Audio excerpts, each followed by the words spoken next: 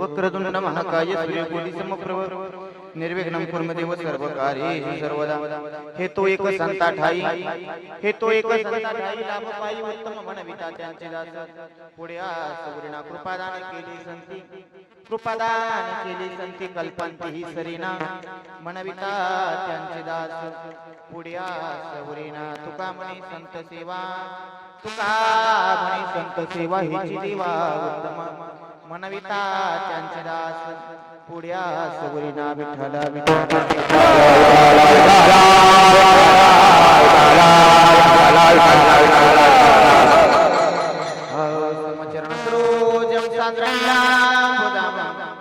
जगत नियत पाणी मंडन मंडनान तरुण तुलसी माला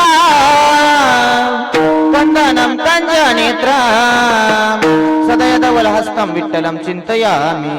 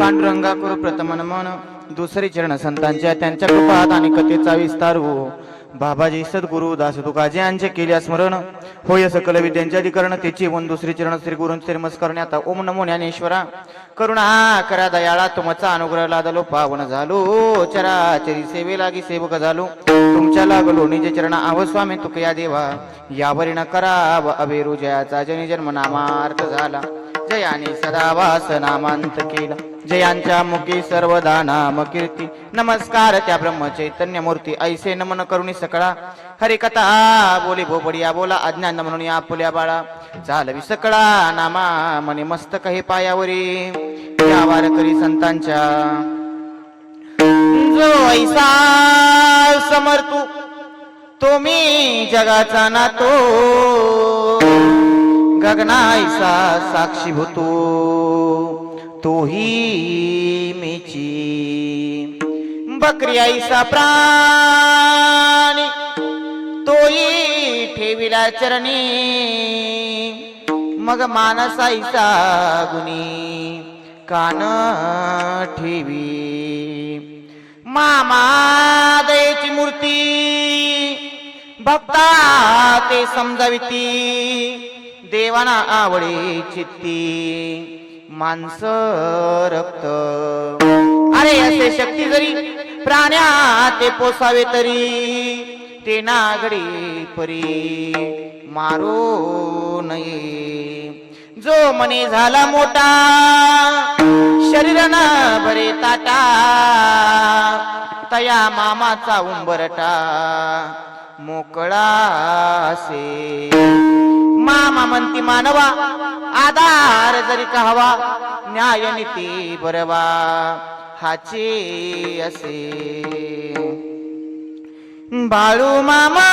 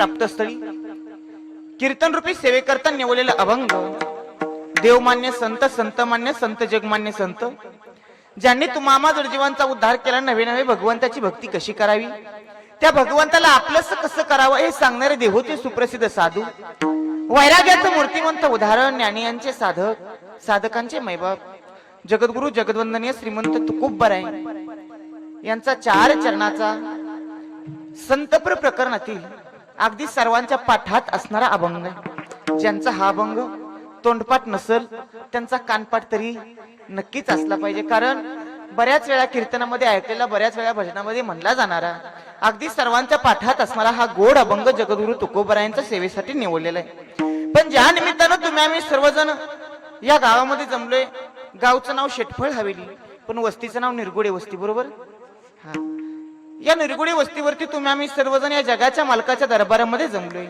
ते निमित्त जरी सगळ्यांना माहिती असलं सगळ्यांना ठाऊक असलं तरी सांगणं हे वक्त्याचं आद्य कर्तव्य लक्ष द्या माझ्याकडे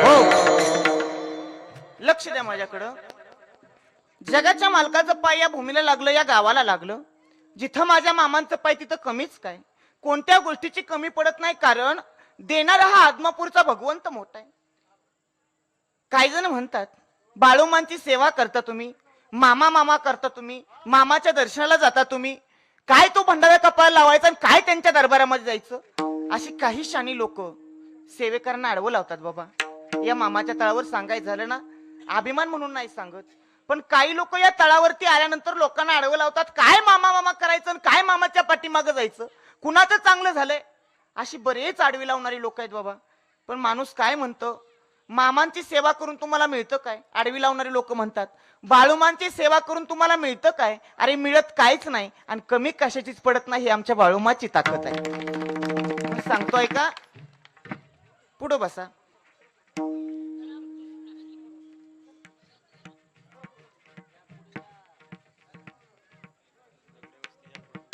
आता एकदाच बसवून घ्या परत कीर्तनात विक्षेप नको काय असेल ते एकदाच करून घ्या विठाल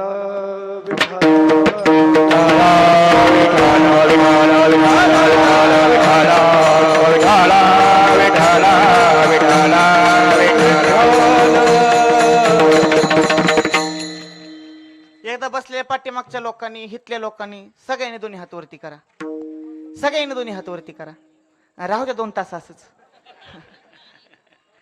बोला बोला बाळूमाच्या नावानं बोला बोला बाळूमाच्या नावानं जय बाळूमामा जय बाळूमामा आता आलेल्या लोकांना पाठीमाग शांत बसू द्या पण बसलेले इथल्या लोकांनी अजिबात कीर्तनात कोणी बोलायचं आपापसात भांडणं करायची शेजारच्याला चिमटा काढायचा फोन बघायचा कीर्तनात टाळी वाजवायची मना घेता नाही कीर्तनात टाळी वाजवली पाहिजे सांगतो माझ्या कीर्तनातला नियम सांगतो तुम्हाला आपल्या कीर्तन हसलं तरी हा पाय पसरून बसलं तरी उठून महाराजाला हाणलं तरी काय चालतं म्हणताय म्हणजे तुम्हाला पण हात मोकळा करायला दिसतोय लक्ष द्या कोणी बोलू नका जगाचा मालक आदमापूरचा भगवंत आपल्या गावाला आला संतांचं पाय या भूमीला लागलं काहीतरी आपलं गेल्या जन्मीचं भाग्य असावं लागतं माझे मामा सांगतात या मामांचं महत्व सांगायचं झालं तर मामा सांगतात बाळू धनगर हा जगाला द्यायला आलेला देव आहे जगाचं घ्यायला आलेला देव म्हणजे बाळू धनगर अजिबात नाही 1 हातानं दिलं 10 हातानं देणारा माझा मामा आहे लक्ष द्या माझ्याकडं कोणत्याही देवाला गेल्यानंतर आजी तुम्हाला नवस करावा लागतो कोणत्याही देवाला गेल्यानंतर तुम्हाला नवस करावा लागतो पण कोणताही नवस न करता पावणारा देव म्हणजे माझा बाळू मामा आहे सांगतोय का फक्त या देवाची सेवा करा करशील सेवा तर खाशील मेवा आणि करशील चाकरी तर खाशील भाकरी चाकरी केली भाकरी मामा दिल्याशिवाय राहणार नाही आणि सेवा केली या मामाच्या दरबारामध्ये मेवा मिळाल्याशिवाय राहणार नाही ताकद बाळूमाची आहे म्हणून सांगतोय का हा लाभ फक्त जर कुणामुळे घडत असेल तर तुकोबराय म्हणतात हा संतांच्या दर्शनामुळे तुम्हाला आम्हाला लाभ मिळतो कारण संतांचे उपकार आपण शब्दात सांगू शकत नाही प्रमाण सगळ्यांचं पाठाय काय सांगू आता संतांचे उपकार मज निरंतर जागविती काय द्यावे त्यासी व्हावे उत्तराई ठेवितो हा पायी जीव थोडा आपला जीव जरी त्यांच्या चरणाजवळ ठेवला तरी त्यांचा उपकार आपल्या वाचून फिटणार नाहीत सांगतोय का भेटणार नाहीत? कुटुंबाचं कल्याण करतो त्याला कुटुंब प्रमुख म्हणतात, गावचं कल्याण करतो त्याला गावचा सरपंच म्हणतात, तालुक्याचं कल्याण करतो त्याला तालुक्याचा आमदार म्हणतात, जिल्ह्याचं कल्याण करतो त्याला जिल्ह्याचा खासदार म्हणतात, राज्याचं कल्याण करतो त्याला राज्याचा मुख्यमंत्री म्हणतात, भारताचं कल्याण करतात त्यांना भारताचे पंतप्रधान म्हणतात, परंतु संपूर्ण जगाचं कल्याण करतात त्यांना मात्र संत म्हणतात. म्हणून जगाच्या कल्याणा संताच्या विभूती आणि देह कष्टविती परोपकारी. परोपकार शब्द का मोठा आहे बाबा? कारण उपकारापेक्षा परोपकार शब्द हा फार मोठा आहे आणि ते परोपकार संतांचे आपल्यावरती आहेत. मग हा लाभ आपल्याला फक्त संतांच्या चरणाजवळ मिळतो. म्हणून महाराज म्हणतात, हे तो एक संत ठाई लाभ पाई. उत्तम लाभ आहे, पण कोणता लाभ आहे? काय करावं लागेल तो लाभ मिळण्यासाठी? महाराजांनी दुसऱ्या चरणामध्ये सांगितलं, फक्त त्या संतांना म्हणा आम्ही तुमचं काय आहे? दास आहे. संतांना म्हणा, देवाला म्हणा, मनविता त्यांचे दास पुढे असं उरे ना. अहो एकदा ना म्हणलं ना आम्ही तुमचं दास आहे, आम्ही तुमचं सेवक आहे, पुढं मागायची आस माणसाला राहत नाही गड्या. एवढे संतांचे उपकार आहेत. पुढं काय मागावंच लागत नाही, फक्त त्यांचं दास आहे म्हणा. या मामांच्या दरबारामध्ये आल्यानंतर मामाच्या महिमेचं वर्णन जर सांगायचं झालं ना, या मामांच्या दरबारामध्ये मामांची भक्ती केल्यानंतर मामांची सेवा केल्यानंतर जो काय अनुभव भक्तांना येईल ना, तो न सांगण्या पलीकडचा आहे बाबा. पण मामांची भक्ती करत असताना बघा बर का, मामांची भक्ती करत असताना आणि या जगाच्या मालकाच्या दरबारामध्ये पाय ठेवल्यानंतर माणसाच्या मनात अहंकार येता कामा नाही. लक्ष द्या माझ्याकडं, माझ्या बोलण्याकडं. आपण रोज प्रपंचामध्ये, रोज गावामध्ये इकडं तिकडं काय घडते त्याच्याकडे लक्ष देऊ नका, फक्त माझ्याकडे लक्ष राहू द्या. मामांचं चरित्र ऐकलं तर माणसाचं चारित्र्य शुद्ध होतं. एवढी ताकद मामांच्या चरित्रामध्ये. सांगतो ऐका, या मामांच्या दरबारातल्या महिमेचं वर्णन सांगायचं झालं तर मामांचा नियम आहे, जो कोणी मामांच्या दरबारामध्ये येईल त्यांना जिथं आपली चप्पल सोडली तिथं अहंकार सोडायचा आणि मग मामांच्या दरबारामध्ये यायचं. जे झालं ते मामाच्या इच्छेने झालं, जे चाललंय ते मामाच्या इच्छेने चाललंय आणि जे होईल ते मामाच्याच इच्छेने होईल एवढा भाव मनात ठेवायचा. अजिबात नाही. जहागीरदार आला तरी त्याच पायरीला, श्रीमंत आला तरी त्याच पायरीला आणि गरीब आला तरी त्याच पायरीला. हा न्याय मामांच्या दरबारामध्ये. म्हणून सांगतो ऐका, या मामांच्या दरबारामध्ये आल्यानंतर मामांना फक्त एक म्हणा, मामा प्रपंचामध्ये सर्व काय मिळालं, पण सेवा करत असताना, तुमची भक्ती करत असताना तुमच्या कृपेचा हात माझ्या डोक्यावरती कायम राहावा एवढं मामांना मागा. मनविता त्यांचे दास पुढे आस उरेना. काय करतील मामा, काय करतात संत? एवढी कृपा करतात ती कल्प किती जरी गेली तरी त्या कल्पापर्यंत ते संतांच्या कृपेचं सावट आपल्यावरून हटत नाही. कृपादान केले संती कल्पांती ही सरेना. म्हणविता त्यांचे दास पुढे असं उरेना. मग महाराज म्हणतात, तुका म्हणे संत सेवा हेची देवा उत्तम. मग संतांची सेवा ही उत्तम सेवा आहे. म्हणून महाराज म्हणतात, संतांची सेवा ही देवालाही श्रेष्ठ वाटते. मग तुम्ही आम्ही का करू नये? आणि खरं सांगतो, संतांची सेवा करण्याची वेळ आज तुमच्या आमच्यावरती आली. जगाचा मालक आदमापूरचा भगवंत तुमच्या आमच्या गावाला आला. माझं इथं बसल्या प्रत्येक महिलेला प्रश्न असेल, मला खरंच सांगा गड्या मनापासून, मामाची पालखी आपल्या गावाला यावी, मामाची मेंढर आपल्या गावाला यावी, मामाचे मेंढी माऊलीचं पाय आपल्या गावाला यावं, आपल्या मंदिरावरती मामाची पालखी लागावी, असा कोणत्या महिलेने नवस केला होता का? केला होता का? अजिबात नाही गड्या. मामाला सगळ्यांची काळजी आहे, मामाची काळजी कुणी करत नाही. पण मामाला सगळ्याची काळजी आहे. जगाच्या मालकानं म्हणावं, माझ्या आदमापूरच्या भगवंतानं सांगावं, अरे मला ठाव आहे तुमची भक्ती खरी आहे, तुमची सेवा खरी आहे, पण तुमच्या काय अडचणीमुळं, काय कारणामुळं माझ्या भेटीसाठी तुम्हाला आदमापूरला येणं होत नाही. पण माझ्या बाळा हो, तुम्ही काळजी करू नका, हे आदमापूरचा बाळू धनगर तुमची भेट घ्यायला तुमच्या गावाला चालून आल्याशिवाय राहणार नाही. आणि त्या तत्वावर माझा आदमापूरचा बाळू मामांची 14 नंबर पालखी या मंदिरामध्ये आली, या मंदिरावरती आली. याच्या पाठीमाग ही मामांच्या मंदिरावर 15 नंबर पालखी आली होती. त्यावेळी मंदिराचं काम चालू होतं किंवा चालू नसेल. 15 नंबर पालखी, 4 नंबर पालखी या ठिकाणी येऊन गेली. पण भक्तांची इच्छा, मंदिर झाल्यानंतर मामाची पालखी या गावामध्ये आलीच पाहिजे. आणि खरंच सांगतो, इथल्या लोकांचा भक्तिभाव खरा आहे, तुमची सेवा खरी आहे आणि या सेवेच्या जोरावर नक्कीच दिवस तुम्हाला चांगला आल्याशिवाय राहणार नाहीत. ही बाळूमांची कृपा आहे. म्हणून सांगतोय का, मला वाटतं गेल्या वेळी सप्त्यामध्ये माझं कीर्तन झालं होतं तर पहिलंच वर्ष होतं सप्त्याचं. गावानं या म्हणजे गाव एका बाजूला राहतं आणि वस्ती एका बाजूला राहते. वस्तीनं एवढा मोठा सोहळा करायचा एवढी गोष्ट सोपी नाही बाबा. जगाच्या मालकाचं कौतुक आपल्या गावामध्ये व्हावं, भावभक्तीचा भंडारा आपल्या गावामध्ये साजरा व्हावा. 50 किलो भंडाऱ्यापासून सुरुवात केलेला भंडारा 4,500 किलो कोड जात असेल तर काय महिमा सांगावं माझ्या मामाचा. ऐका, बघितलं होतं मी, आलो होतो त्यावेळी कीर्तन होतं. नंतर मोबाईलही बऱ्याच वेळा बघितलं. गावातील क्लिप व्हायरल झाली होती. 4,500 टन भंडाऱ्याची उधळण, घराघरावरती गुढी, पुरणपोळीचा स्वयंपाक, लोकांचा भक्तिभाव, मनामधला आनंद. आणि मामाला जास्त तुमच्या धनदौलतीची आशा नाही बरं, अजिबात नाही. हीच भाव हीच भक्ती मामाला आवडते. देव कधी कुणाला पैसा मागत नाही माझा मामा बरं का. कधीच कुणाला मामा पैसे मागत नाही. मामांचं सांग नाही, जो मला 1 हातानं दिलं त्याला मी 10 हातानं दिल्याशिवाय राहणार नाही. माफी मागून बोलतो महाराज. आपली सांप्रदायिक कीर्तन एका बाजूला, पण मामांच्या तळावर आलं का नाही सगळे 8 तासच घ्यायला लागतात बघा, कारण टाइम कमी पडतो. आपली सांप्रदायिक परमार्थिक वर्षश्राद्धाची कीर्तन रोज करतो आम्ही. मला वाटतं आमचे बोधले महाराज गेल्या वेळी आले होते कीर्तनाला, त्यांच्या बरोबर बऱ्याच वेळा आम्ही कीर्तनाला असतो. पण मामाच्या तळावर आल्यानंतर मामाचं सांगायला वेळ कमी पडतो. मामाची कृपा. मला सांगायचंय काय बाबा, मामांचं चरित्र वाचलं म्हणून सांगतो. मामा म्हणत नाहीत मला लाखो रुपयांची गरज आहे, पण मामांचं चरित्र वाचलं म्हणून सांगतो. माझे मामा सांगतात, जो कोणी मला रुपया देईल त्याला मी 10 रुपये देतोय. जो मला 10 देतोय त्याला मी 100 देतोय.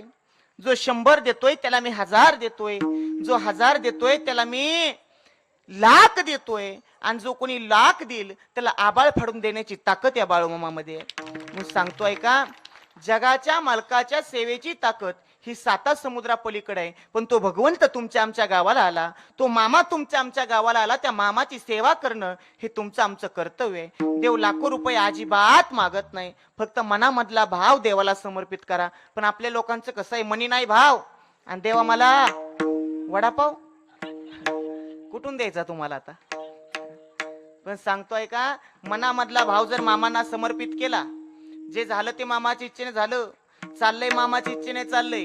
देवाला आपलं माना निश्चित. हा आदमापूरचा भगवंत आपलं कल्याण केल्याशिवाय राहणार नाही. अरे देव तुमच्या आमच्या गावाला आला, देवाची सेवा करण्याची वेळ तुमच्या आमच्यावरती आली. देवाच्या ऋणातून उत्तराई होण्याची वेळ आपल्यावरती आली. ऋणातून उत्तराई होत येता नाही बाबा, होता येत नाही. पण सांगतो ऐका, ही मामाची मेंढरं आली, महिला मंडळ. मामाचं मेंढकं दिवस रात्र मामाच्या मेंढरा मागे जातात. आता दिवस जर तसं पाहायला गेलं तर उन्हाळ्याचे चालू आहेत, पावसाळ्याचे आहेत. पण पावसाळ्याचा उन्हाळा आणि उन्हाळ्याचा होईल म्हणून कोणी सांगितलं. हा, गेल्या वर्षी ह्या दिवसात नदी नाल्याला पूर येऊन गेलं. पावसाळ्याचा उन्हाळा आणि उन्हाळ्याचा पावसाळा होईल कोणी सांगितलं. ह्या मामानं सांगितलं. पण या ऊन असो नाहीतर पाऊस असो नाहीतर थंडी असो, अहोरात्र मेंढी माऊलीची सेवा करतात. त्यांचं नाव काय आहे हो?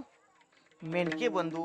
ऊन म्हणत नाहीत, ताण म्हणत नाहीत, वारा म्हणत नाहीत, थंडी म्हणत नाही. अहोरात्र मेंढी माऊलीची राखण करतात. दिवसभर रानावनामध्ये वनवन जातात. पायामध्ये कुणाचे चप्पल असती, कुणाच्या पायामध्ये चप्पल नसती. अहोरात्र मेंढी माऊलीची राखण करावी. पण राखण करत असताना मनामध्ये फक्त जय बाळूमामा जय बाळूमामा एवढं नामस्मरण चालू असतं गड्या. ते मेंढकी बंधू मामाच्या तळावर सेवेला आहेत. महिला मंडळ, मी तुम्हाला काय सेवा करायची सांगतो. आज देव तुमच्या गावाला आलाय, येताना इथं मोकळ्या पदरानं यायचं नाही गड्या. ऐका, जगाच्या मालकाच्या कृपेनं 2 टायमाला 2 वेळेला पोटभर जेवण मामाच्या आशीर्वादानं आपल्या घरामध्ये आपल्याला मिळतं.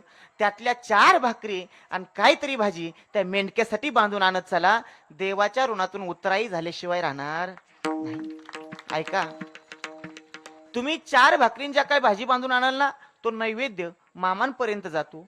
कोणत्या पंक्तीला मामा बसतील, कोणत्या रूपात येतील आणि तुमच्या हातनं केलेली भाजी भाकरी खाऊन जातील, अख्ख्या तुमच्या कुळाचा उद्धार होईल हे सांगता सुद्धा येणार नाही. म्हणून सांगतो ऐका, मामाच्या तळावर येत असताना मोकळ्या पदरानं येऊ नका. काहीतरी भाजीन काहीतरी भाकरी बांधून आणत चला गड्या. ही तुमच्यासाठी सेवा आहे. तळावर भांडी घासण्याची सेवा आहे. मामाच्या महाप्रसादाची भांडी घासावी महिला मंडळ. फार मोठा चमत्कार आहे. आमच्या गावामध्ये गेल्या 2 वर्षापूर्वी मामांची 4 नंबर पालखी आलेली. 4 नंबर पालखी आल्यानंतर सदाशिवनगरची एक पोरगी रोज मामाच्या आरतीला जायची. अगदी 4-5 एकराचं पटांगण, त्या पटांगणामध्ये मामाची पालखी बसलेली. ती पोरगी आरतीला आली की आरतीला तिला आल्यानंतर प्रचंड त्रास व्हायचा. प्रचंड त्रास व्हायचा म्हणजे काय बाबा, बाहेरची बाधा. त्याला पिशाच भूत प्रेत म्हणलं जातं. मामाच्या आरतीला तुम्हाला बऱ्याच वेळा माहिती असेल, इथं तुम्ही रोज येता, अमावस्येला येता, तुम्हाला माहिती असेल येत असतात. भूत मामांच्या भेटीला येतात, कारण मामा अवतार कुणाचा आहे? महादेवाचा, रुद्राचा अवतार आहे. आणि महादेवाच्या लग्नामध्ये कोण नाचत होतं? भूत. भूते वेताळ नाचते हर्षयुक्त उमापती. महादेवाच्या भेटीला भूत जातात. मामा अवतार महादेवाचा आहे म्हणून मामाच्या भेटीला सुद्धा भूत येत असतात. लक्ष द्या माझ्याकडं. त्या पोरीला आरतीला आल्यानंतर एवढा त्रास व्हायचा, एवढा प्रचंड त्रास व्हायचा. एक दिवशी अमावस्येचा दिवस आला बाबा. पोरगी आरतीला आली, मामाच्या दर्शन घेतलं मामाचं, आरती सुरू झाली. त्या अमावस्येच्या रात्रीला त्या पोरीला एवढा त्रास झाला, एवढा त्रास झाला, एवढा त्रास झाला. अर्ध्या एकराचं पटांगण त्या पोरीला लोळायला पुरलं नाही. 2 माणसं तिच्या पाठीमाग. पोरगी कुणाला आवरायला तयार नाही. आरती झाली, पोरगी शांत झाली. आणि शांत झाल्यानंतर पोरगी मामांच्या दर्शनाला गेली. आणि दर्शनाला गेल्यानंतर मामांना हात जोडले, म्हणली, देवा, रोज तुमच्या आरतीला येते, रोज त्रास होतो, मला मान्य आहे, पण आज अमावस्येचा दिवस नाही, दिवशी मला का त्रास झाला, किती त्रास झाला मला मामा ठाव नाही. पण मामा, माझा डावा पाय मला कमरेमधून आहे का नाही हे बी कळायला तयार नाही. पोरगीचा रोजचा एक नियम असायचा, आरतीमध्ये किती का त्रास होईना, पण रोज संध्याकाळची महाप्रसादाची तळावरची भांडी घासायचीच आणि मगच घरी जायचं. एवढा पाय दुखत होता त्या दिवशी पोरीचा. महाप्रसाद झाला. महाप्रसाद झाल्यानंतर प्रसादाची भांडी घासण्याची वेळ आली. पोरीला चालता येईना, का तर कमरेमधून पाय हाय का नाही ते तिला समजत नव्हतं. पाय फरफटत फरफटत पोरगी मामाच्या तळावर आली. तळावरनं पोरगी टायलीपर्यंत गेली, टँकर पर्यंत गेली, का तर भांडी घासायच्यात. डोळ्यातून टप टप टप टप पाणी येतंय. देवा, रोज त्रास होतो मला, पण आजच्या दिवशीचा त्रास माझा वेगळा आहे. का त्रास होतोय मला माहिती नाही, तू माझी किती परीक्षा घ्यायची घे, पण तुझ्या प्रसादाची भांडी मी घासणारच. कितीही परीक्षा बघ माझी देवा. भक्ती असावी, श्रद्धा असावी देवावरती. पोरीनं तळावरती गेल्यानंतर, टँकर जवळ गेल्यानंतर मोठमोठी महाप्रसादाची पातेली बाबा तुम्हाला बघायला मिळतील पाठीमागं. ती मोठमोठी पातेलं, पोरीला चालता येत नव्हतं, उभं राहता येत नव्हतं, पण वाकून ती सगळी भांडी त्या पोरीनं घासली. पाय फरफटत फरफटत बसायची, उठायची, भांडी घासायची, संपूर्ण अंग तिचं ओलं झालं. उभा राहता येत नव्हतं, पण मनामध्ये देवाचं नाव होतं, मनामध्ये मामांचं नाम होतं, मनामध्ये मामाचा जप होता. देवा, किती परीक्षा बघ, पण तुझ्या परीक्षेमध्ये मी पास होणार. का त्रास होतो मला माहिती नाही, पण तुझ्या प्रसादाची भांडी मी घासणार. एक एक करता करता सगळी तळावरची भांडी घासून झाली. पोरगी मामाजवळ आली, साष्टांग मामाला दंडवत घातला, मामाची नाक घासून माफी मागितली. पोरगी घरी आली. रात्रीच्या 12 वाजून गेल्या, रात्रीच्या 1 वाजून गेल्या, रात्रीच्या 2 वाजता त्या पोरीचा पाय कुणीतरी दाबतंय असा तिला भास झाला. पोरगी झोपलेली आजीजवळ. आजीला उठवलं. का ग आजी, माझा पाय का दाबती तू, काय झालंय तुला निमेराचं? आजी म्हणली, बाई, माझं गुडघं माझ्या गळ्यात आलं आणि तुझं पाय दाबाय मी मोकळे आहे का ग? आजीचं आणि पोरीचं रातच्या 2लाच भांडण चालू आहे. रात्री 3 वाजल्या. परत पोरीला भास झाला, आपला पाय कुणीतरी दाबतंय. परत पोरीनं आजीला उठवलं. आजी, तू माझा पाय दाबत होती का? नाही पोरी. पोरीला परत सांगितलं, आजीला विचारलं, आजी तू माझा पाय दाबत होती का? आजी म्हणली, नाही ग बाई, मी तुझा पाय नव्हते दाबत. आणि 3 वाजून गेल्या. पहाटेच्या 4ला आदमापूरचा भगवंत देव माझा बाळू मामा त्या पोरीच्या स्वप्नामध्ये मामा गेले. आणि स्वप्नामध्ये गेल्यानंतर जगाच्या मालकानं, या आदमापूरच्या भगवंतानं त्या पोरीला म्हणावं, अगं ए पोरे, अगं मला ठावा आहे तुझी भक्ती खरी आहे, तुझी सेवा खरी आहे. अगं पण तुझी भक्ती सेवा खरी असताना तुला किती बी त्रास होत होता, पण तू माझ्या महाप्रसादाची भांडी घासली पोरे.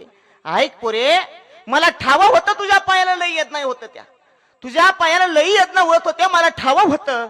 पण ऐक, जन माझ्या तळाकडची वाट धरली, जन माझ्या तंबूकडचा रस्ता धरला, त्याच्या वाट्याला जे काट कुठं कसं येताल ती बाजूला कसं सरायचं ही या बाळू धनगरला चांगलं माहितीये. अगं मला माहिती होतं ग तुझ्या पायाला यज्ञ होत होत्या, मला माहिती होतं ग तुझा पाय दुखत होता. मग ऐक पोरे, अगं तुझा पाय दुसरं तिसरं कुणी दाबत नसून हे आदमापूरचा बाळू धनगर तुझ्या जवळ येऊन तुझं पाय दाबतो. ही ताकद माझ्या बाळू माझी. सांगतोय का, फक्त श्रद्धा ठेवा, त्याचा निकाल चांगला मिळाल्याशिवाय तुम्हाला राहणार नाही. ऐका, उदाचं टायमिंग झाले. कृपया उदाला कोणी आडवं जाऊ नका, हातानं पापाला भरती होऊ नका. उदाला आडवं जाणं म्हणजे हातानं पापाला भरती होणं. मामांच्या दरबारामधले काय नियम आहेत आणि त्याचं पालन आम्हाला करावंच लागतं. त्याचं पालन आम्हाला करावंच लागतं. आणि जो कोणी मामाच्या नियमामध्ये आडवा येतो का नाही त्याला मामा शिक्षा दिल्याशिवाय राहत नाहीत. म्हणून लक्ष द्या माझ्याकडं. मामांच्या दरबारामध्ये आल्यानंतर काय नियमाचं पालन करावं लागतं. उदाला आडवं जाऊ नका. मामाच्या तळावर येत असताना चपल्या कुणी घेऊन येऊ नका. ही सेवा आहे. आता लक्ष द्या माझ्याकडं. कुठं आलतो मी? निरगुडे वस्तीला नाही का. आपला मुद्दा चालला होता सेवेचा. महाप्रसादाची भांडी का घासायची त्याच्यासाठी मी तुम्हाला उदाहरण दिलं. येताना मोकळ्या पदरानं येऊ नका. येताना मोकळ्या पदरानं येऊ नका. 4 भाकरी काहीतरी भाजी बांधून आणत चला गाड्या. मामाच्या महाप्रसादाची भांडी घासत चला. देवाला दिलं आणि देवाची सेवा केली. देव कधी कशी कुठल्याही गोष्टीची कमी पडू देत नाही. आणि बरीच लोक इथे बसलेली असतील, महिला मंडळ असेल, पुरुष वर्ग असेल, सगळ्यांना माहिती आहे मामांची सेवा केल्यावर मामा काहीच कमी पडू देत नाहीत. बरं मामाची सेवा करायची काय, कशी करायची? अहो मनापासून त्यांचं गुणगान गावं, मामाची भक्ती करावी, जगाचा मालक आपल्या गावाला आला त्यांची सेवा करावी.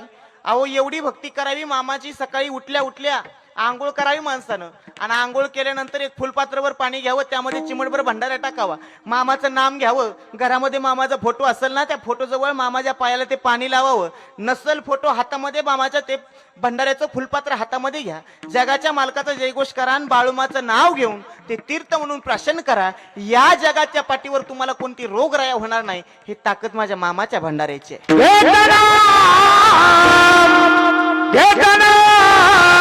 बाळू मामाचे परिवार जळतील बापाचे, परिवार जळतील बापाचे, परिवार जळतील बापाचे.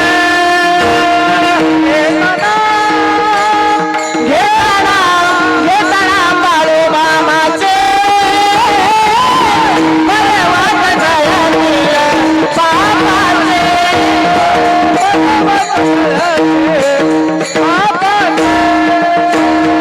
ऐका नामाचा महिमा, ऐका मामाचा महिमा, संत माझे बाळू मामा, संत माझे बाळू मामा. घेताना बाळू मामाचे परिवार जळतील बापाचे, परिवार जळतील बापाचे.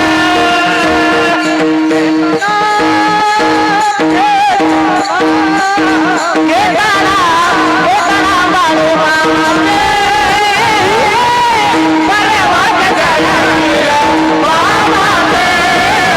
परिवार जळतील बापाचे,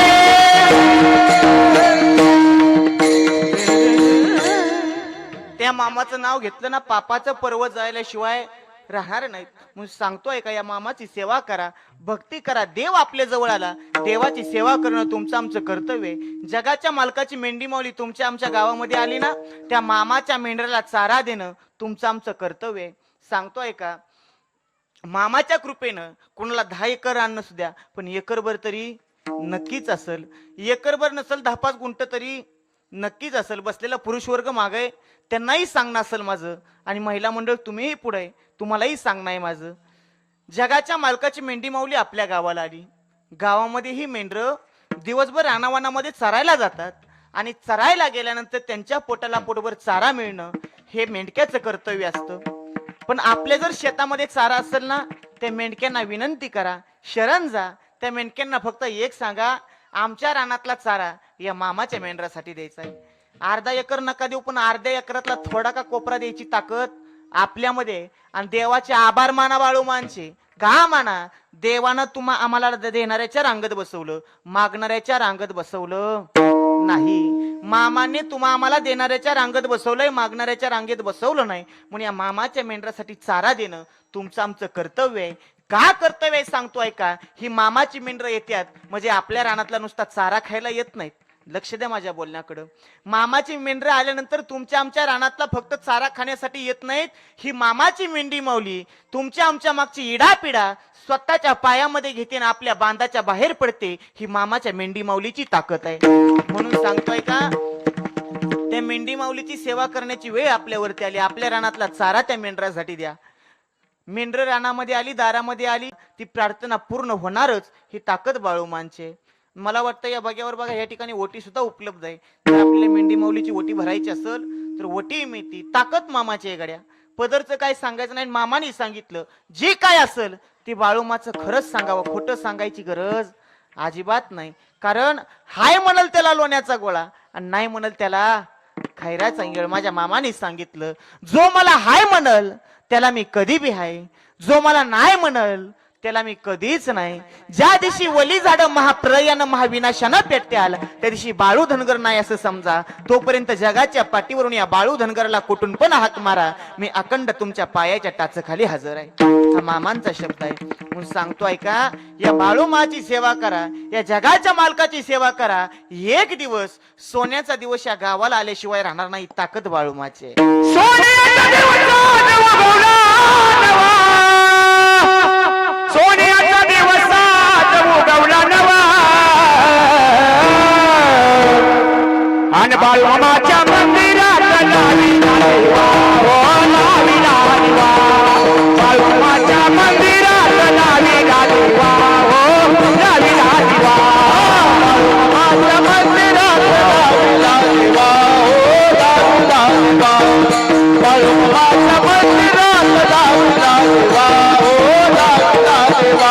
हे मणिबाई बाळूमामा करतो तुमची सेवा, तुमचा आशीर्वाद पाठीशी राहावा, तुमचा आशीर्वाद पाठीशी राहावा, तुमचा आशीर्वाद पाठीशी राहावा. हे मणिबाई बाळूमामा करतो तुमची सेवा, तुमचा आशीर्वाद भक्ताला राहावा, तुमचा आशीर्वाद भक्ताला राहावा, तुमचा आशीर्वाद भक्ताला राहावा. सोन्याचा दिवसात उगवला नवा, सोन्याचा दिवसात उगवला नवा, मामा उगवला नवा. बोला बोला बाळूमाच्या नावानं, बाळूमाच्या मंदिरात लावीला दिवा, लावीला दिवा, बाळूमाच्या मंदिरात लावीला दिवा, हो लावीला दिवा, बाळूमाच्या मंदिरात बाळूमाच्या मंदिरात लावीला दिवा, हो लावीला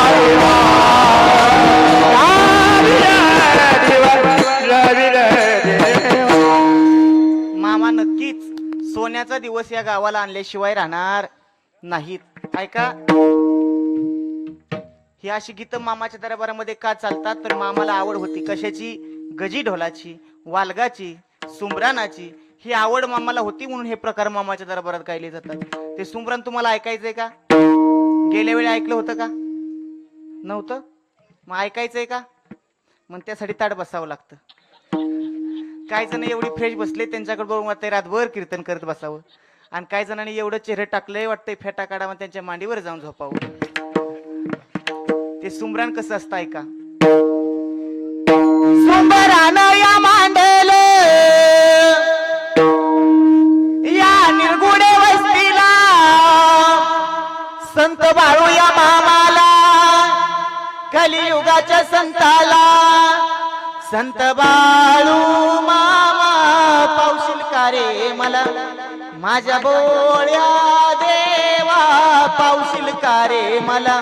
आदमापुराला जावंसं वाटलं, बाळू मामाला पाहावंसं वाटलं, दर्शन मामाचं घ्यावंसं वाटलं, शरण देवाला जावंसं वाटलं, संत बाळू मामा पावशील का रे मला, माझ्या बोळ्या देवा पावशील का रे मला. किंवा जुनी म्हातारी माणसं म्हणायची बघा, आदमापूरच्या बाळू मामा पावशील का रे मला. काय सांगू तुला कसं होतंय मला, एकदा दर्शन दे भक्ताला, एकदा भक्ताला.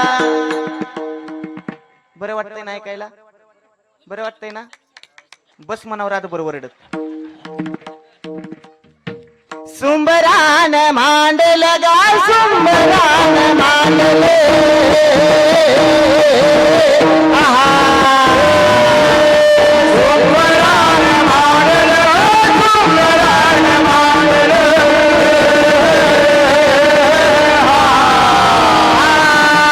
उद्या राहिल्या जाग्याला हो उद्या राहिल्या जाग्याला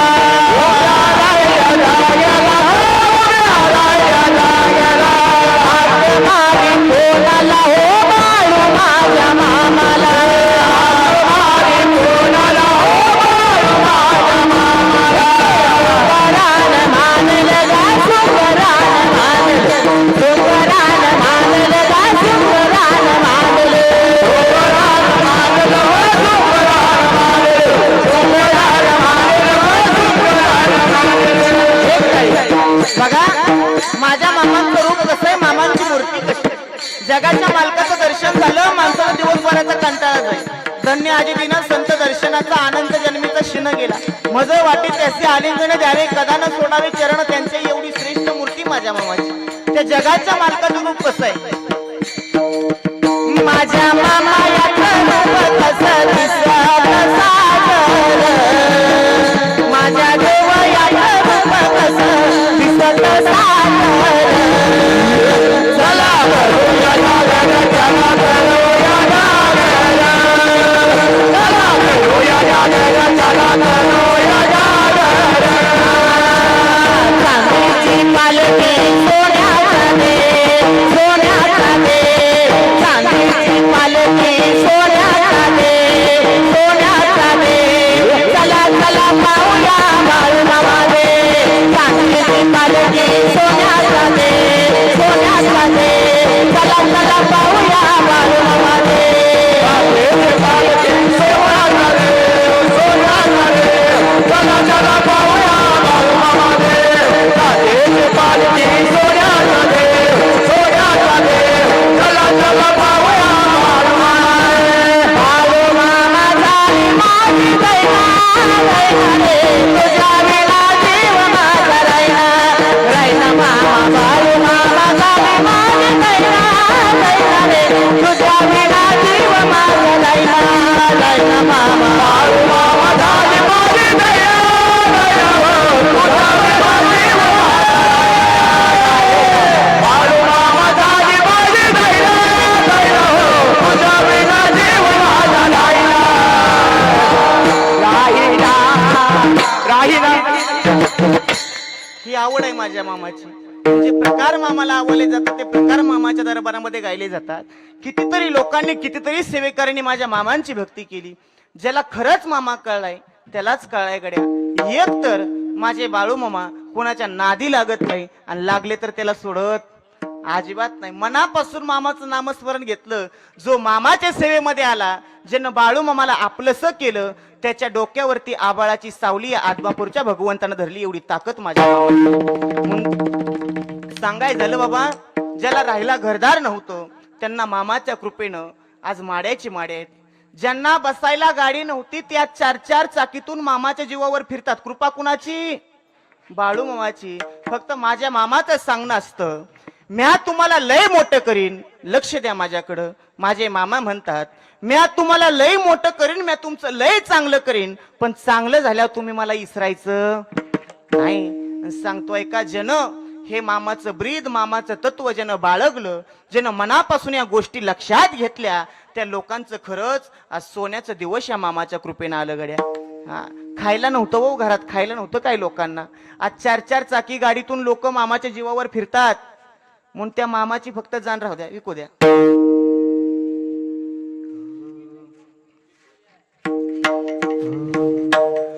नव्हतं खायला घरात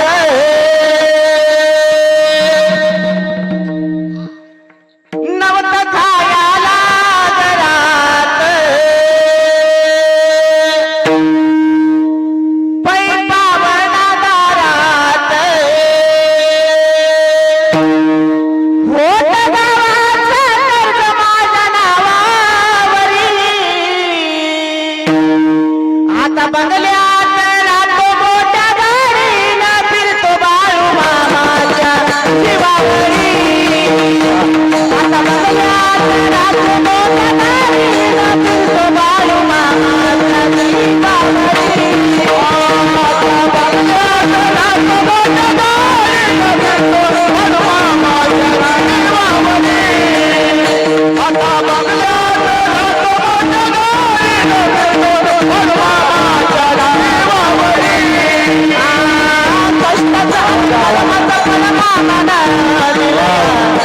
समाधान माझ्या घरात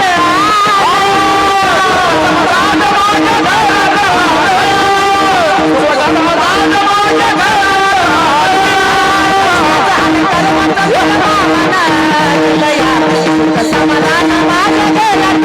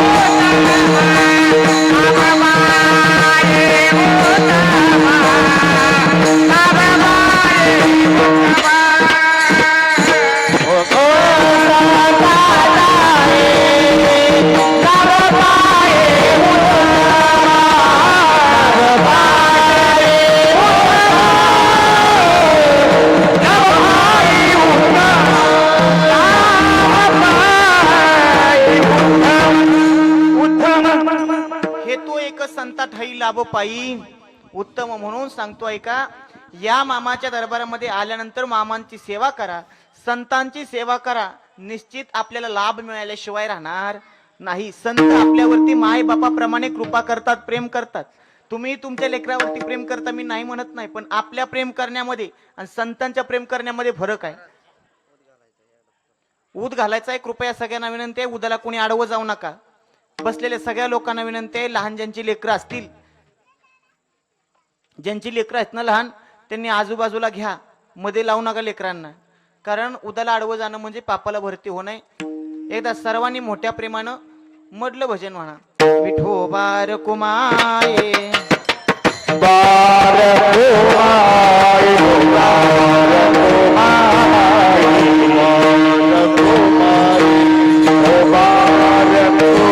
कीर्तन म्हणलं तरी कंटाळ नाही येणार माणसं. असो बघा,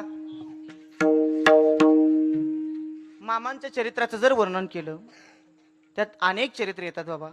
नर्माबाईचं असल, बाळाबाईचं असल, धोंडीराम पाटलाचं असल, बाळा पाटलाचं असल, भिकू शिनगारे असतील, रुकडीकर मंडळी असतील, अनेक चरित्र. त्यातील चरित्र जर ऐकायची म्हटलं ना, वर्षभर जरी नव्हे आपण हाय तोपर्यंत ऐकलं तरी मामांचा चमत्कार सरणार नाहीत गड्या. ऐका,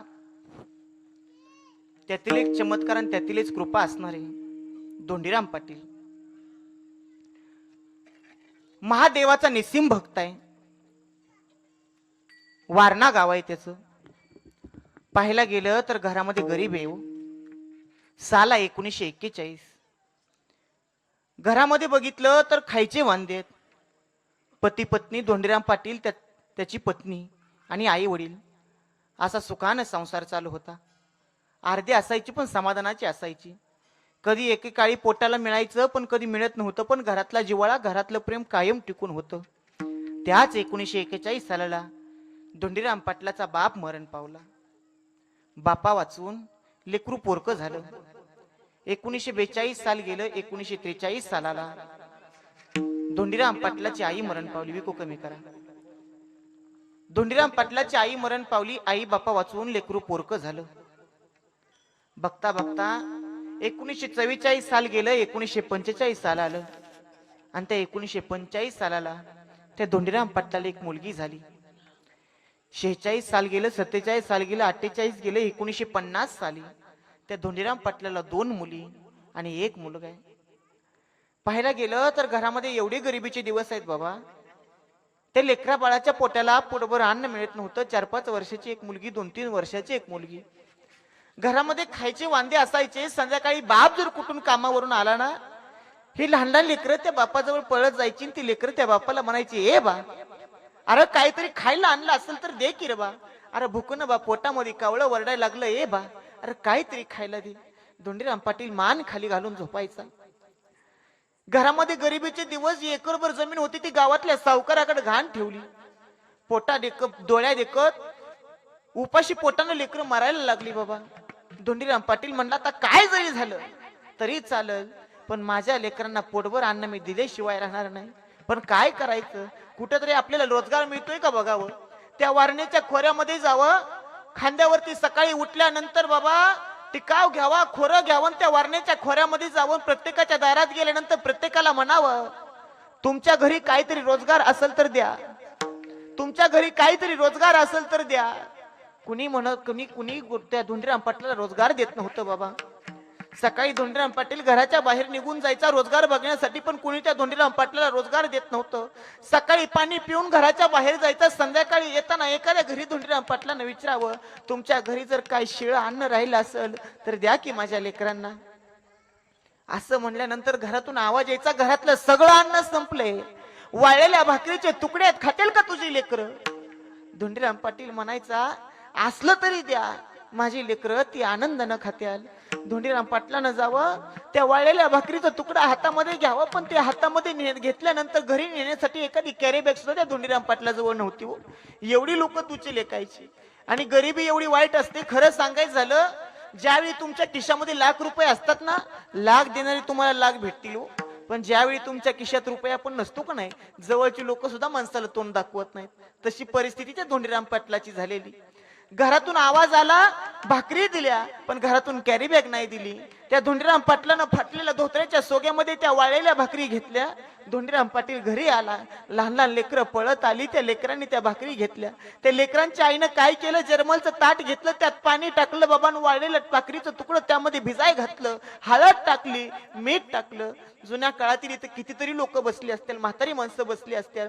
तुम्ही किती हालातून दिवस काढले तुम्हाला सगळ्यांना चांगलं माहिती आहे, ती सांगायची गरज नाही. आता जमाना बदलला, प्रत्येकाच्या घरचं शिळं कुत्र्यांच्या पुढे जातं, नाश होतं. पण त्या काळी लोकांना पोटभर पोटाला अन्न मिळत नव्हतं. धोंडीराम पाटलाची लेकरं ते हळद मीठ लावलेलं तुकडं पोटभर खायचे. आला दिवस सारखा, एक दिवशी वास लागलेला वाटीभर भात, दुसऱ्या दिवशी विटलेली भाजी. आला दिवस सारखा, आला दिवस सारखा, लेकरांच्या पोटाला पोटभर अन्न मिळत नव्हतं बाबा. पण बघता बघता दिवाळीचा सण जवळ आला आणि धोंडीराम पाटील आपल्या बायकोला म्हणतोय, होय ग, आपली लेकरं आपल्या डोळ्या देखत उपाशी मारायला लागली. त्याची बायको म्हणते धनी अहो हे दिवस राहणार नाहीत, दिवस नक्की बदलून जातात, आजचा दिवस नक्कीच उद्या बदलल्याशिवाय राहणार नाही. पण अगं दिवाळीचा सण आला, आपल्या लेकराला आपण अंगावर कपडे नाही घेऊ शकत, पण आपल्या लेकराची दिवाळी आनंदानं साजरं करणं आपल्या हातात आहे. बायको म्हणते अहो नेमकं तुम्हाला म्हणायचंय तरी काय? धोंडीराम पाटील म्हणतोय अगं नाही त्यांना अंगावर कपडे घेऊ शकलो ना तरी चालेल, पण हा धोंडीराम पाटील माझ्या लेकरांची दिवाळी आनंदानं साजरी केल्याशिवाय राहणार नाही. बाप तो बाप असतो गड्या. अरे तुमच्या आमच्या घरची जरी दिवाळीचा सण आला, दिवाळी आली ना ह्याच्या त्याच्या दारात जातो, पैसे मागतो, पण आपल्या लेकराची आनंदाची दिवाळी गोड कशी होईल याची व्यवस्था करणारा बाप हे सगळ्यांना दिसत नाही गड्या.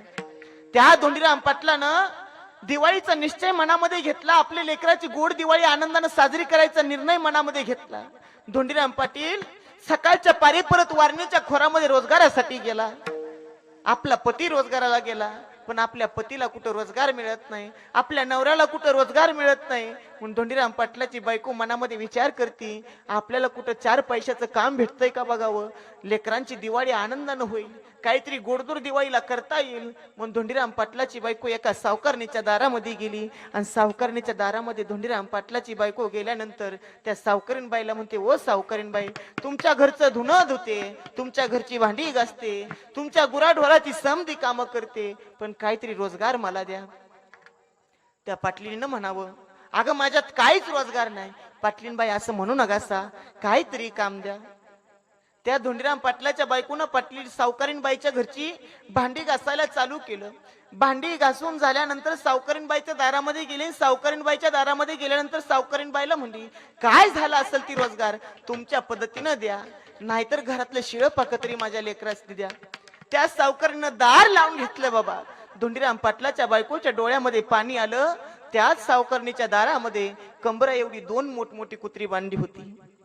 कंबरा एवढी 2 मोठमोठी कुत्री बांधली होती. त्या कुत्र्यांच्या खाली दिवाळीचा अनारसा म्हणू नका, लाडू म्हणू नका, कापण्या म्हणू नका, दिवाळीचे सगळे पदार्थ त्या कुत्र्यांच्या खाली पडलेलं होतं. धोंडीराम पाटलाच्या बायकोच्या डोळ्यामध्ये पाणी आलं. डसा माता रडू लागली.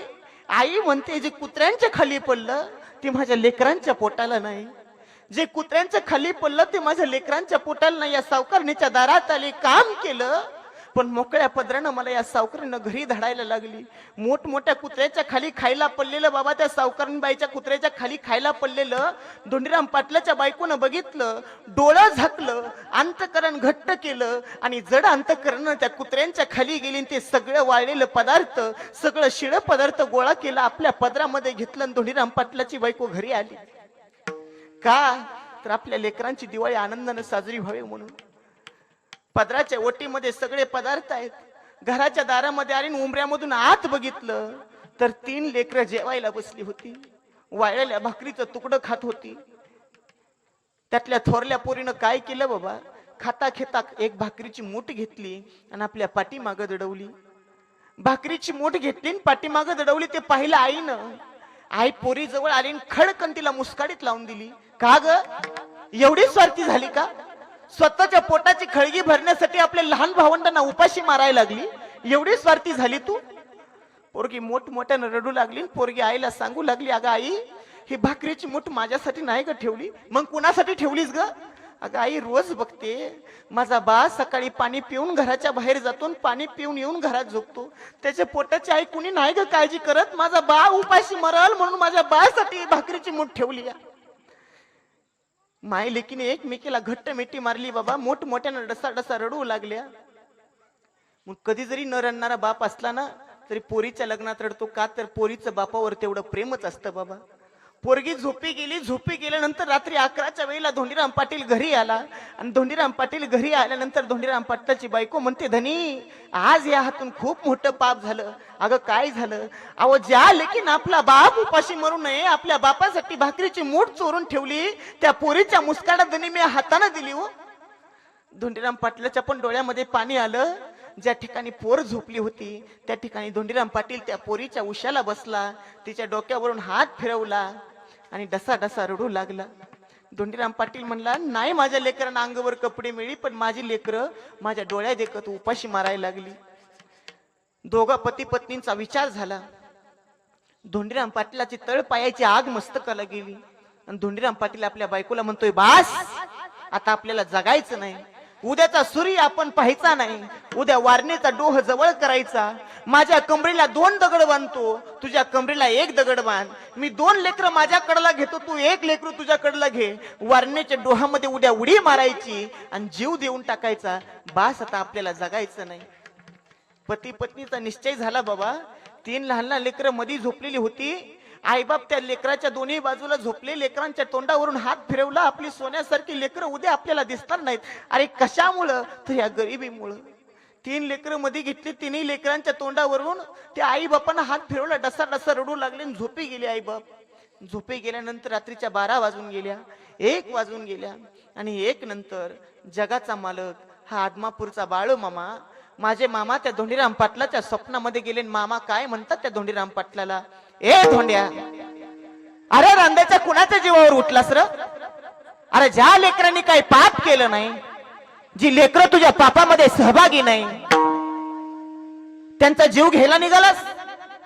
ए धोंड्या, रांद्याच्या बाळू धनगराकडे ये, माझ्याकडे ये.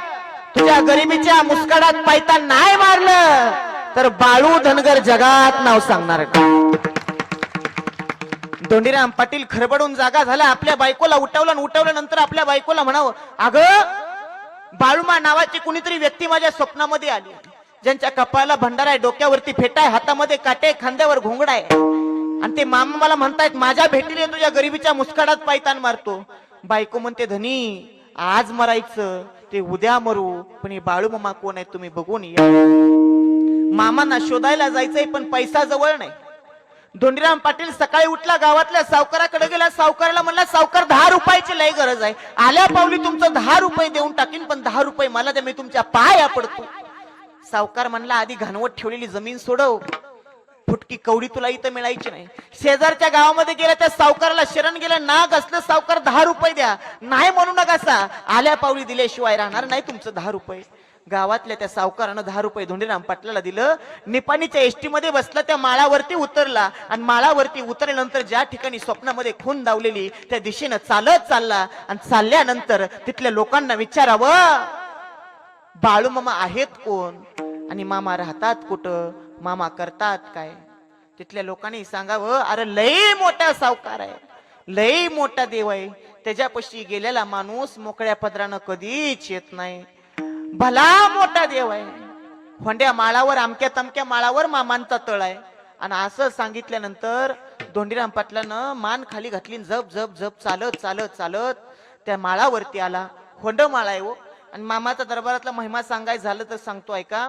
होंड्या माळावर जरी मामाचा तळ पडला, तिथं लाखानं गर्दी भरल्याशिवाय राहत नाही ताकद बाळूमाची. त्या माळावरती धोंडीराम पाटील गेल्यानंतर मामाने हाक मारावी, धोंड्या आलास वय लेकाय. धोंडीराम पाटील विचार करतोय, आपलं नाव तरी देवाला कसं माहिती. धोंडीराम पाटील मामाजवळ आला आणि मामाच्या दरबारामध्ये प्रसाद चालू होता. मामा म्हणलं, ए धोंड्या, अरे आलायस नव तर प्रसाद खाऊन घे. धोंडीराम पाटील प्रसादाला बसला. पंच पक्वानाचं ताट मामाच्या दरबारात आहे. पहिला घास मुखामध्ये घातला. पहिला घास मुखामध्ये घातला की डोळ्यातनं गळा गळा गळा गळा पाणी आलं. मी तर सोन्याचा घास खाईन, पण माझी लेकरं घरी अन्न अन्न करून भुका भुका करून कुठंतरी एका कोपऱ्याला बसली असत्याल. माझी बायको रडत बसली असल. कसं तरी डोळं झाकून ते 4 घास धोंडीराम पाटलानं खाल्लं. बाबा झोपी गेला. सकाळी उठला, सकाळची आरती झाली, महाप्रसाद झाला, प्रसाद घेतला. पण धोंडीराम पाटलाचं मामांना सांगण्याचं धाडस झालं नाही. मामा माझी गरीब आहे, मी जीव द्यायला चाललोय आणि या गरिबीतून मला वाचवा. तोंडातून एक शब्द सुद्धा धोंडीराम पाटलाचा आला नाही. मामांना म्हणाव, मामा मी निघू का? निघालाच धोंड्या, बरं जा, ही भंडाऱ्याची पुडी घे आणि जा घरला. धोंडीराम पाटलानं तो आशीर्वाद घेतला, घरी निघाला. एसटी मध्ये बसला. आणि एसटी मध्ये बसल्यानंतर धोंडीराम पाटील मनामध्ये विचार करतोय, बाळूमान जवळ आलो पण इथं येऊन पण आपल्याला काय उपयोग झाला नाही. आता घरी गेल्यावर मला काय पाहायला मिळेल? माझी लहान लहान लेकरं रडत असत्याल, भुका भुका करून माझी लेकरं रडत असत्याल, माझी बायको माझी वाट बघत बसली असेल. गावामध्ये उतरला, घराकडचा रस्ता पकडलाय. धोंडीराम पाटील चालतोय. मनामध्ये एकच विचार, घरातील आपला रडका संसार आपल्या डोळ्यासमोर येणार. धोंडीराम पाटील घरी गेला आणि घरी गेल्यानंतर बघतो तर काय, जी लेकरं लहान लहान रोज रडायची ना, ती आनंदानं अंगणामध्ये उड्या मारून खेळत होती. धोंडीराम पाटलानं तिच्या दंडाला धरलं आणि गदा गदा हलवलं. अगं तुला वेळ लागलं का काय? घरामध्ये फुटका तांदळाचा कण खायला नाही आणि तू काय म्हणते धनी हातपाय धुवून घे जेवायला वाढते. अहो धनी तुम्हाला सांगायचं विसरले बघा, माझ्या लक्षात नाही आलं. जेव्हा काल तुम्ही बाळूमांच्या तळावर गेला होता ना व, तेव्हा काल तुमचा कुणीतरी ब्राह्मण मित्र आला होता. तो मोकळा आला नव्हता हो धनी, त्याच्या डोक्यावर भलं मोठं गाठुड होतं बघा. अहो धनी ते गाठुड म्हणजे काय मोकळं नव्हतं. त्या गाठुड्यात साखर म्हणू नका, शेंगदाणा म्हणू नका, तेल म्हणू नका. अहो घरा परपंचात लागतात त्या सगळ्या गोष्टी त्या गाठोड्यामध्ये एवढ्या दिल्यात किती जरी खाल्लं तरी सरायचं नाही. धोंडीराम पाटलाच्या मनात विचार आला, आपण संध्याकाळच्या वेळी बाळूमाच्या तळावर बसलो होतो, पहिला घास मुखात घातला, पण मला माझ्या लेकरांची आठवण आली. माझ्या लेकरांनी काय खाल्लं असेल का नाही. पण धोंडीराम पाटलाची लेकरं उपाशी मरू नये, आपला भक्त आपल्या दारात आला त्याची लेकरं उपाशी मरू नये म्हणून आदमापूरचा बाळू मामा धोंडीराम पाटलाच्या घरी भलं मोठं गाठुडं घेऊन गेला होता. ही ताकद माझ्या बाळूमाची. सांगतोय का हा देव कधी कुणाला उपाशी मरू देत नाही गड्या. फक्त विश्वास मामावरती ठेवा. कधी एकदा सकाळी उठीन आणि कधी बाळूमाचं देवाऱ्यामध्ये जाऊन दर्शन घेईन असं वाटलं पाहिजे. मामा आपलं कल्याण करणार. सकाळीच देवाऱ्यात जावं वाटत, सकाळीच देवाऱ्यात जावं वाटत, सर्वाधी बाळूमा मला पाव वाटत, सर्वाधी बाळूमा मला पाव वाटत, सकाळीच देवाऱ्यात जावं वाटत, सकाळीच देवाऱ्यात जावं वाटत, सर्वाधी बाळूमा पाव वाटत.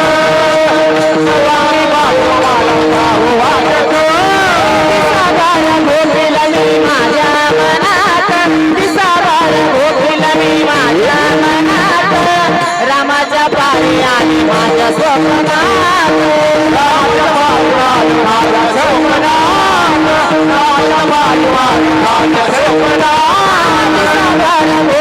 मी माझ्या मनात, दिसावर भोगीला मी माझ्या मनात, रामाच्या पारी आणि माझ्या स्वप्नात, गडोगडी दिसतात पाण्याच्या गोठात, गडोगडी दिसतात पाण्याच्या गोठात, देवाला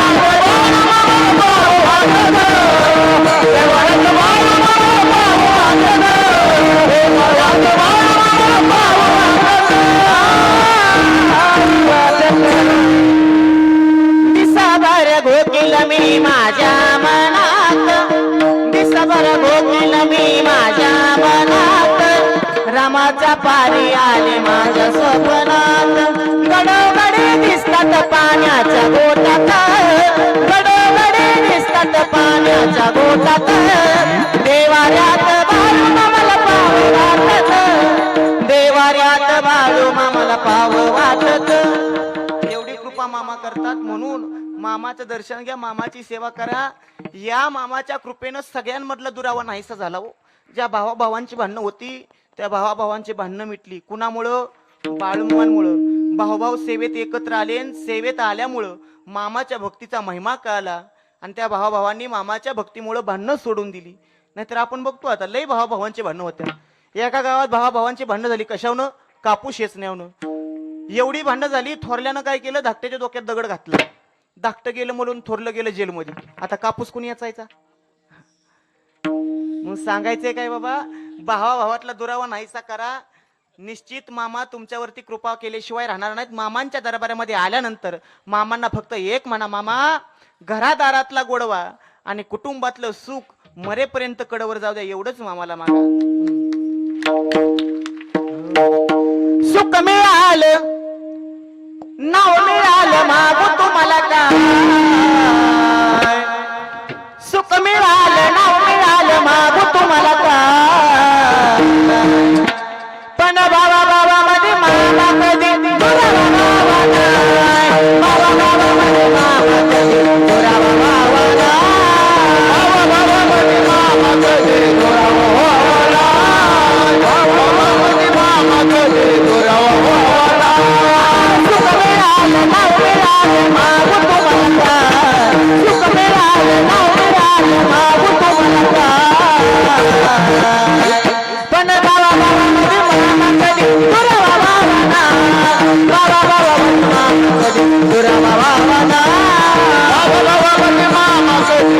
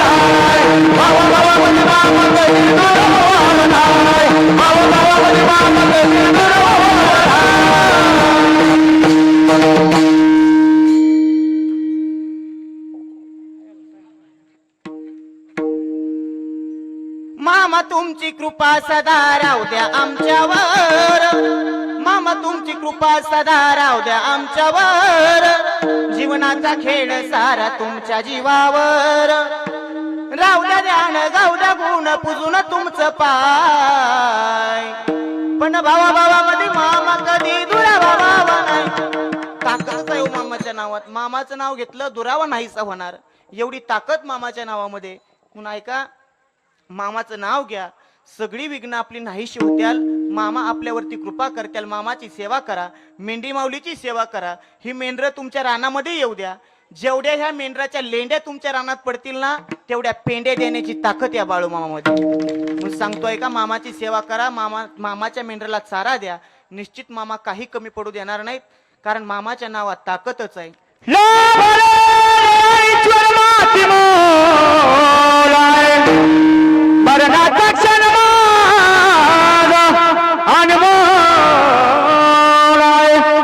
एक शब्द खरा व्हावा मला बाळू मामद, एक शब्द खरा व्हावा मला आत्मा पूर्ण जावा, माझं मरण येण्याआधी मला बाळू मामा जावा, माझं मरण येण्याआधी मला बाळू मामा जावा, माझं मरण येण्याआधी मला बाळू मामा जावा, माझं मरण येण्याआधी मला बाळू मामा जावा, मला बाळू मामा करत तुमची सेवा, तुमचा आशीर्वाद पाठीशी राहावा, तुमचा आशीर्वाद पाठीशी राहावा, तुमचा आशीर्वाद पाठीशी राहावा, मला बाळू मामा करत तुमची सेवा, तुमचा आशीर्वाद पत्राला राहावा, तुमचा आशीर्वाद पत्राला राहावा, तुमचा आशीर्वाद पत्राला राहावा. एक शब्द खरा व्हावा मला बाळू मामा जावा, एक शब्द खरा व्हावा मला बाळू मामा जावा, माझं मरण येण्याआधी बाळू मामा जावा, माझं मरण येण्याआधी मला बाळू मामा जावा, माझं मरण येण्याआधी मला बाळू मामा जावा, माझं मरण येण्याआधी मला बाळू मामा जावा, बाळू मामा. कोरलया काळजात मामा तुमचं नाव, कशी बशी नाव माझ्या किनाऱ्याला लाव, जीवनाचा अंती एक प्रायाची ठवाव, मामा तुम्ही व मला सांभाळून घ्याव, नाही गोडी जीवा भावा करतो तुमचा धावा, माझं मरण येण्याआधी बसलेले अजिबात म्हणू नका. आले जन्मी योग यावा, एक शब्द करावा, माझं मरण येण्याआधी. पहिल्या पंक्तीला बसा, आवाज आला पाहिजे गाड्या. पाठीमाग पुरुष वर्ग असेल, महिला मंडळ असेल, नुसतं म्हणा मला बाळू मामा दाबा. आले जन्मी योग यावा, एक शब्द करावा, माझं मरण येण्याआधी, माझं मरण येण्याआधी. बोला बोला बाळूमाच्या नावानं. मामाची भक्ती करा, काही कमी पडणार नाही. असो कीर्तनाची वेळ झालेली आहे. कीर्तन करत असताना जर एखाद्याला चुकीचा शब्द गेला असेल तर उदाहरण करणे मला क्षमा करा. करावी ते इसी केली कटकट वाकडी कनिट देवजानी. कीर्तन सेवा करण्याची संधी दिली त्याबद्दल सर्व मामांचे सेवेकरी असतील, सर्व निरगुडे वस्तीवरील ग्रामस्थ असतील, सर्वांच्या चरणावरती नतमस्तक. कीर्तन सेवेसाठी साथ देणारे सर्व भजनी मंडळ सर्वांच्या चरणावरती नतमस्तक. मृदुंगाचार्य असतील, या ठिकाणी आमचे चंदन दादा असतील, सर्वांच्या चरणावरती नतमस्तक. आणि कीर्तन सेवेला पूर्ण राम माऊली.